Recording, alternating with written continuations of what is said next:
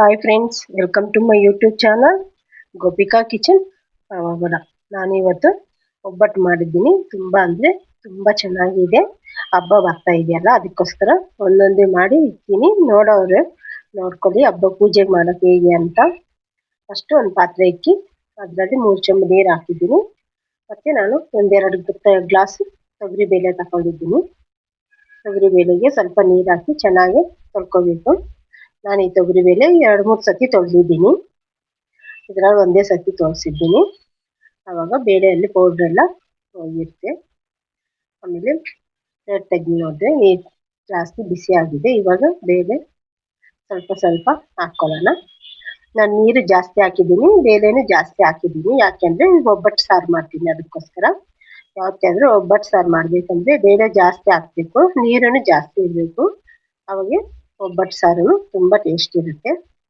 ಒಂದು 10 ನಿಮಿಷ ಆದಮೇಲೆ ಚೆನ್ನಾಗಿ ಬೆಂದಿರುತ್ತೆ. ನೋಡಿ, ನಾನು ಒಂದು ಮುಟ್ಟಿ ನೋಡ್ತಾ ಇದ್ದೀನಿ, ಸ್ಮೂತಾಗಿ ಆಗಿದೆ. ಈ ಥರ ಆದರೆ ಸಾಕು, ಒಬ್ಬಟ್ಟು ಚೆನ್ನಾಗಿ ಬರುತ್ತೆ. ಬೆಂದ ನಂತರ ಒಂದು ಜಾಲರದಲ್ಲಿ ಹಾಕ್ಕೊಂಡು ನೀರೆಲ್ಲ ಬೇರೆ ಮಾಡ್ಕೊಳ್ಳೋಣ. ಬೇಳೆ ಎಲ್ಲ ಬೇರೆ ಆಗುತ್ತೆ. ಮತ್ತು ಆ ಥರ ಆದಮೇಲೆ ಅದೇ ಬೇಳೆಗೆ ನಾವು 2 ಗ್ಲಾಸು ಇದು ಹಾಕ್ಕೊಂಡಿದ್ದೀವಲ್ಲ ಬೇಳೆ, ಅಷ್ಟೇ ಬೆಲ್ಲನೂ ಹಾಕ್ಕೋಬೇಕು. ನಿಮ್ಗೆ ಸ್ವೀಟ್ ಬೇಕಂದರೆ ಜಾಸ್ತಿ ಹಾಕ್ಕೊಳ್ಳಿ. 2 ಗ್ಲಾಸ್ ಬೇಳೆಗೆ 2 ಗ್ಲಾಸ್ ಬೆಲ್ಲ ಕರೆಕ್ಟಾಗಿ ಆಗುತ್ತೆ. ಅದಕ್ಕೋಸ್ಕರ ನಾನು ಕರೆಕ್ಟಾಗಿ ಹಾಕಿದ್ದೀನಿ. ಸೇಮ್ ಯಾವುದ್ರಲ್ಲಿ ಅಳತೆ ತಗೊಂಡಿದ್ದೀವೋ ಬೇಳೆ, ಅದರಲ್ಲಿನೇ ಬೆಲ್ಲನೂ ಅಳತೆ ತಗೋಬೇಕು. ಆವಾಗ ಸ್ವೀಟು ಕರೆಕ್ಟಾಗಿ ಇರುತ್ತೆ. ಬೆಲ್ಲ ಹಾಕಿದ್ಮೇಲೆ ಸ್ವಲ್ಪ ಹೊತ್ತು ಸೌಟಾಗಿ ಚೆನ್ನಾಗಿ ತಿರುಗಿಸಿ ಒಂದು ಸೈಡ್ ಬಿಡೋಣ. ಆ ಹೀಟಿಗೆ ಬೆಲ್ಲ ಎಲ್ಲ ಫುಲ್ಲು ಕರಿಬಿಡಿ, ನೀರು ಆಗಿಬಿಡುತ್ತೆ. ಅದು ಕರಗೋಷ್ಟೊತ್ತಿಗೆ ಮೈದಾ ಹಿಟ್ಟು ಕಲಿಸ್ಕೊಂಡ್ಬಿಡೋಣ. ನಾನು ಮೈದಾ ಹಿಟ್ಟು 3 ಕಪ್ ಅಷ್ಟು ತಗೊಂಡಿದ್ದೀನಿ. ಮೈದಾ ಹಿಟ್ಟು ಸ್ವಲ್ಪ ಜಾಸ್ತಿ ಆದರೂ ಪರವಾಗಿಲ್ಲ, ಚೆನ್ನಾಗಿರುತ್ತೆ. ಏನಾದರೂ ಮಾಡ್ಕೋಬೋದು ಪರೋಟ ಥರ ಅಂತ. ಸ್ವಲ್ಪ ಅರಿಶಿನ ಪುಡಿ ಹಾಕಿಬಿಟ್ಟು ಅದಕ್ಕೆ ಚೆನ್ನಾಗಿ ಕಲಿಸ್ಕೊಂಡ್ಬಿಡೋಣ.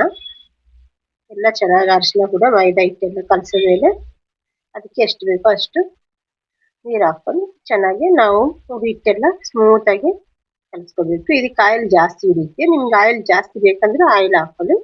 ಎಣ್ಣೆ ಏನಾದರೂ ಸ್ವಲ್ಪ ಕಮ್ಮಿನೇ ಅಂದ್ರೂ ಕಮ್ಮಿನೂ ಹಾಕ್ಕೋಬೋದು. ನಾನು ಮಾತ್ರ ಸ್ವಲ್ಪ ಎಣ್ಣೆ ಕಮ್ಮಿನೇ ಹಾಕ್ತೀನಿ, ಜಾಸ್ತಿ ಹಾಕಲ್ಲ. ಎಲ್ಲ ನೀಟಾಗಿ ಸ್ಮೂತಾಗಿ ಕಲಿಸ್ಬೇಕು. ನಾನು ಈ ಹಿಟ್ಟಿನ ಒಂದು 5 ನಿಮಿಷ ಮೇಲೆ ಕಲಿಸಿದ್ದೀನಿ.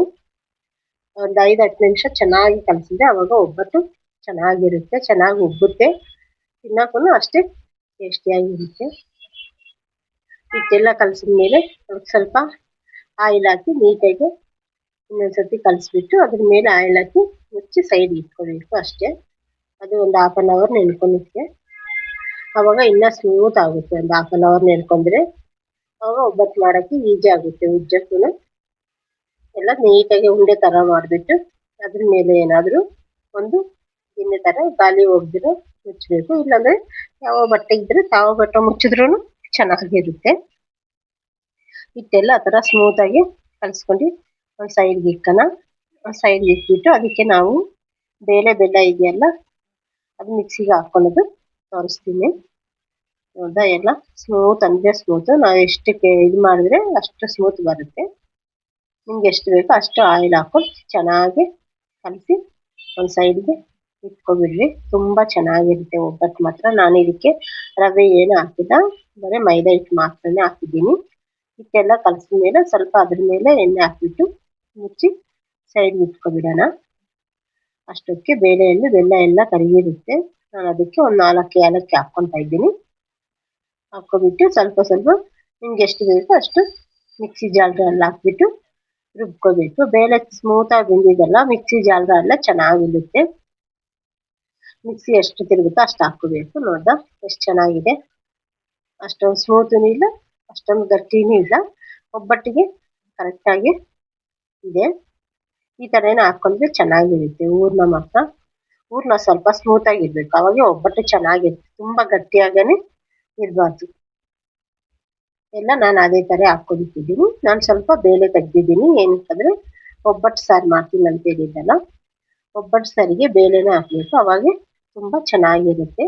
ಒಬ್ಬಟ್ಟು ಸಾರು ಮಾಡಿಟ್ಕೊಂಡ್ರೆ ಒಂದು ವಾರ ತಿಂದ್ರೂ ಏನು ಕೆಟ್ಟೋಗಲ್ಲ, ಅಷ್ಟು ಚೆನ್ನಾಗಿರುತ್ತೆ. ಇದು ರಸಂ ಥರ ತುಂಬ ಅಂದರೆ ತುಂಬ ಚೆನ್ನಾಗಿರುತ್ತೆ. ನಾನು ಇನ್ನು ಅದರಲ್ಲಿ ಬೇಳೆ ಸ್ವಲ್ಪ ತೆಗೆದಿದ್ದೀನಿ. ಇದು ರಸ ತೆಗ್ದಿದ್ದೀನಲ್ಲ ಅದ್ರ ಜೊತೆಗೆ ಇದು ಹಾಕಿ ಒಬ್ಬಟ್ಟು ಸಾರು ಮಾಡ್ತೀನಿ. ಅದು ಇಕ್ತೀನಿ ಆಮೇಲೆ ನೋಡಿ. ಆಮೇಲೆ ಹಿಟ್ಟು ಕಲಸಿದ್ದೀವಲ್ಲ ನೋಡಿ ಎಷ್ಟು ಸ್ಮೂತಾಗಿ ಆಗಿದೆ. ಅದಕ್ಕೆ ಸ್ವಲ್ಪ ಸ್ವಲ್ಪ ಹಿಟ್ಟು ಹಾಕಿ ಕಲಿಸ್ಕೊಬಿಡೋಣ. ಇಲ್ಲಾಂದ್ರೆ ಹಂಗೆ ಮಾಡಿದ್ರೂ ಚೆನ್ನಾಗಿರುತ್ತೆ. ನಾನು ಸ್ವಲ್ಪ ಹಂಗೆ ಮಾಡ್ತೀನಿ ನೋಡಿ. ತುಂಬ ಅಂದರೆ ತುಂಬ ಸ್ಮೂತಾಗಿದೆ. ಕೈಯಲ್ಲೆಲ್ಲ ಒಂದ್ಸತಿ ವಾಶ್ ಮಾಡ್ಕೊಂಡ್ರೆ ಸಾಕು, ಚೆನ್ನಾಗಿರುತ್ತೆ. ನಿಮ್ಗೆ ಎಷ್ಟು ಸೈಜ್ ಬೇಕು ಅಷ್ಟು ಸೈಜ್ ತಗೊಂಡ್ಬಿಟ್ಟು ಚೆನ್ನಾಗಿ ಉಜ್ಕೋಬೇಕು. ನಾನು ಕೈಯಲ್ಲಿ ಹಂಗೆ ಮಾಡೋಕ್ಕಾಗಲ್ಲ, ಉಜ್ಕೊತೀನಿ. ಸ್ವಲ್ಪ ಹಿಟ್ಟು ಹಾಕ್ಕೊತೀನಿ ನಾನು. ಒಬ್ಬೊಬ್ರು ಹಿಟ್ಟು ಹಾಕೋರಲ್ಲ, ಹೆಂಗೆ ಅಭ್ಯಾಸ ಆಗಿದ್ರೆ ಹಂಗೆ ಅಲ್ಲ. ಹಿಟ್ಟು ಹಾಕ್ಕೊಂಡು ಫಸ್ಟ್ ಒಂದು 5 ಉಜ್ಕೊಬಿಡ್ತೀನಿ. 5 ಉಜ್ಕೊಂಡ್ರೆ ಒಬ್ಬಟ್ಟು ಬೇಗ ಆಗುತ್ತೆ. ಒಬ್ಬರೇ ಮಾಡಿದ್ರೂ ಬೇಗ ಆಗುತ್ತೆ. ಆಮೇಲೆ ಹಿಟ್ಟು ಹಾಕೊಂಡು ಉಜ್ಕೊಂಡ್ರೂ ಚೆನ್ನಾಗಿ ತಿರುಗುತ್ತೆ, ಬೇಗ ಬೇಗ ಉಜ್ಜೋಕ್ಕಾಗುತ್ತೆ. ನೋಡಿ ನಾನೆಲ್ಲ ಅದೇ ಥರ ಒಂದು 5 ಉಜ್ಜಿ ಸೈಡ್ ಬಿಟ್ಕೊತೀನಿ. 5 ಆದರೆ ಬೇಗ ಮಾಡ್ಬೋದು ಅಂತ. ನಿಮ್ಗೆ ಎಷ್ಟು ಅಗ್ಲ ಬೇಕೋ ಅಷ್ಟು ಅಗ್ಲ ಉಜ್ಕೊಂಡು. ನಾನು ತುಂಬ ಅಗ್ಲ ಏನು ಮಾಡಲ್ಲ, ಒಬ್ಬಟ್ಟು ಒಂದು ಮೀಡಿಯಮ್ ಆಗ ಮಾಡ್ತೀನಿ.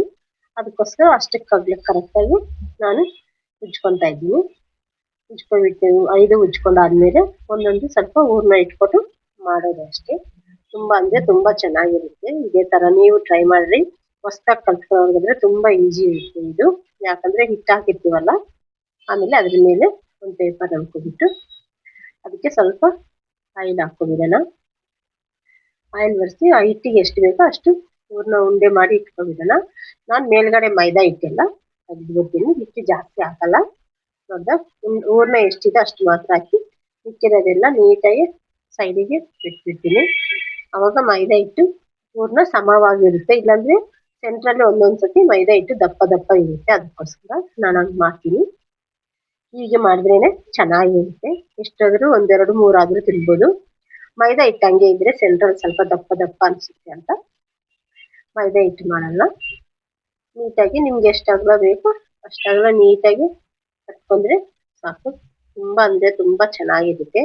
ಆಮೇಲೆ ಹೊಸ್ದಾಗಿ ಕಲ್ತ್ಕೊಳ್ಳೋರ್ಗು ಸ್ವಲ್ಪ ಈಜಿ ಇರುತ್ತೆ. ಯಾಕಂದ್ರೆ ಹಿಟ್ಟು ಹಾಕಿ ಉಜ್ಜಿತೀವಲ್ಲ, ಉಜ್ಜೋದು ಈಜಿ ಇರುತ್ತೆ, ಹಿಂಗೆ ತಟ್ಟೋದು ಈಜಿ ಇರುತ್ತೆ. ನೋಡಿ ನಾನು ಒಂದೊಂದೇ ಒಬ್ಬಟ್ಟೆ ಹಾಕಿ ಸುಡ್ತೀನಿ. ನಮ್ಮ ಚಾನಲ್ ಯಾರಾದರೂ ಹೊಸ್ದಾಗಿ ನೋಡ್ತಾ ಇದ್ರೆ ನನ್ನ ಚಾನಲ್ ಸಬ್ಸ್ಕ್ರೈಬ್ ಮಾಡ್ಕೊರಿ. ಹಾಗೆ ಒಂದು ಲೈಕ್ ಮಾಡಿ. ನಾನು ಮಾಡೋ ಅಡುಗೆ ಎಲ್ಲ ಬರುತ್ತೆ, ನೋಡ್ಬೋದು. ನಿಮ್ಗೆ ನಾನು ಮಾಡೋ ಅಡುಗೆ ಇಷ್ಟ ಆದರೆ ನಿಮ್ಮ ಫ್ರೆಂಡ್ಸಿಗೆಲ್ಲರಿಗೂ ಶೇರ್ ಮಾಡಿ. ನೋಡ್ದಾ ಒಬ್ಬಟ್ಟು ಒಂದು ಸೈಡ್ ಸುಟ್ಟ ಮೇಲೆ ಇನ್ನೊಂದು ಸೈಡ್ ಹಾಕಿದ್ರೆ ಅಷ್ಟೇ ಚೆನ್ನಾಗೇ ಇರುತ್ತೆ. ಎಲ್ಲ ಇದೇ ಥರನೇ ಸುಟ್ಕೊಬಿಡೋಣ, ಆವಾಗ ಸ್ಮೂತಾಗಿರುತ್ತೆ. ನೋಡಿದ್ರೆ ಎಷ್ಟು ಚೆನ್ನಾಗಿ ಉಬ್ತಾ ಇದೆ. ಹಿಟ್ಟು ಹಾಕಿದ್ರೆ ಸ್ವಲ್ಪ ಚೆನ್ನಾಗಿ ಉಬ್ಬುತ್ತೆ, ಎಣ್ಣೆ ಹಾಕಿದ್ರೆ ಉಬ್ಬಲ್ಲ ಅದು ಅಷ್ಟೇ. ನಾನು ಸ್ವಲ್ಪ ಹಿಟ್ಟು ಹಾಕಿದ್ದೀನಿ ಅಷ್ಟೇ, ಪೂರಿ ಉಬ್ಬದಂಗೆ ಉಬ್ತಾ ಇದೆ ಅಷ್ಟೇ. ತುಂಬ ಅಂದರೆ ತುಂಬ ಚೆನ್ನಾಗಿರುತ್ತೆ. ಇದೇ ಥರನೇ ಮಾಡ್ಕೊಂಡು ಹೊಸ್ದಾಗಿ ಮಾಡೋರು ಇದ್ರೆ ತುಂಬ ಅಂದರೆ ತುಂಬ ಈಸಿ ಇರುತ್ತೆ. ಮೈದಾ ಹಿಟ್ಟು ಎಷ್ಟು ಬೇಕೋ ಅಷ್ಟು ಹಾಕೋದು, ಸುಮ್ಮನೆ ಜಾಸ್ತಿ ಹಾಕೋಬೋದು. ಇಷ್ಟು ಮೈದಾ ಹಿಟ್ಟು ತೆಗ್ದು ಹಾಕಿದ್ರೆ ಚೆನ್ನಾಗಿರುತ್ತೆ. ನಾನೆಲ್ಲ ಒಬ್ಬಟ್ಟಿಗೂ ಅಷ್ಟೇ ಮೈದಾ ಹಿಟ್ಟು ಮಾತ್ರ ಜಾಸ್ತಿ ಹಾಕಲ್ಲ. ಹೂರ್ಣ ಎಷ್ಟು ಬೇಕೋ ಅಷ್ಟು ಮಾತ್ರ ಇಡ್ತೀನಿ. ಮೇಲೆ ಎಷ್ಟು ಬರುತ್ತೋ ಅಷ್ಟೆಲ್ಲ ಫುಲ್ಲು ಸೈಡಿಗೆ ತೆಗ್ದು ಹಾಕ್ತೀನಿ. ಇನ್ನೊಂದು ಒಬ್ಬಟ್ಟಕ್ಕೆ ಆಗುತ್ತಲ್ಲ, ಅದಕ್ಕೆ ನಾನು ಮೈದಾ ಹಿಟ್ಟನ್ನು ಸ್ವಲ್ಪ ಕಲಿಸ್ಕೊಂಡಿದ್ದೀನಿ. 1-2 ಗಿಣ್ಣಷ್ಟು ಅಷ್ಟೇ.